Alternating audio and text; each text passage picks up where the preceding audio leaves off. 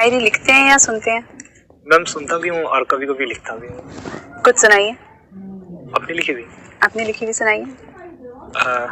Ma'am कई बार मैं शायरी लिखती हूँ तो लोग कहते हैं कि तुम अपनी उम्र से ज़्यादा बड़ी शायरी लिख देते हो, तो मैं कोशिश करता हूँ कि मैं एक सुनाने की छोटी सी, जैसे सर ने कहा नज्म ही है वो, कि आ रही है आवाज़ कहीं से रोने की, ज़रूर बच्चा कोई भूख से रोया होगा, और पूछ कर देख जरा आंसू किसी मुफलिस के, बेइंतहा चैन सुकून तुझे हासिल होगा।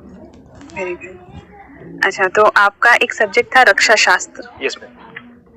अगर बात करी जाए डिफेंस की, तो सिर्फ मिलिट्री को अगर हटा दिया जाए तो आप क्या समझते हैं डिफेंस ऑफ इंडिया से? एक तो मिलिट्री वाला पार्ट हो गया डिफेंस का, उसके अलावा और किस किस तरीके से डिफेंस ऑफ इंडिया किया जा सकता है? मैम जब हम रक्षा की बात करते हैं तो इसकी एक इसका क्लासिकल सिद्धांत है जिसमें हम, जो आपने बोला मिलिट्री वाला सिद्धांत है, और एक इसका आधुनिक सिद्धांत है जिसमें हम मानव को केंद्र में रखते हैं।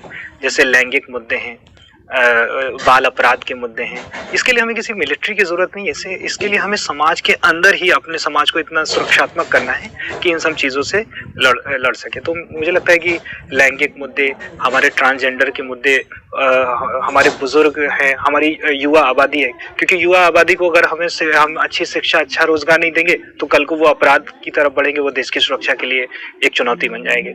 तो इस तरीके के मुद्दे मुझे लगता है कि एक सुरक्षा का दूसरा आयाम है। पर्यावरण का मुद्दा है, ये भी सुरक्षा का एक आयाम है।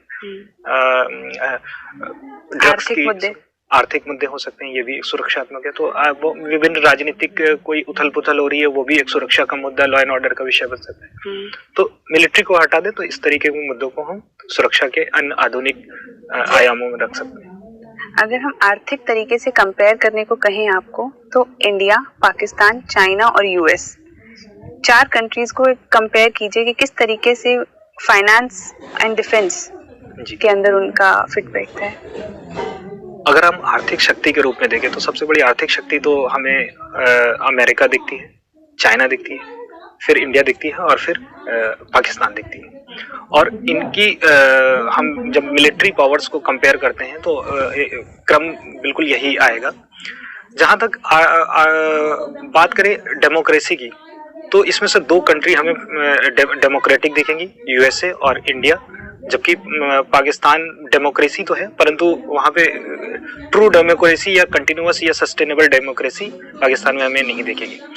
आर्थिक विकास का मॉडल अगर हम देखें तो अमेरिका एक कैपिटलिस्ट सोसाइटी है, India socialistic pattern with capitalism की तरफ थोड़ा सा अब हम बढ़े हैं।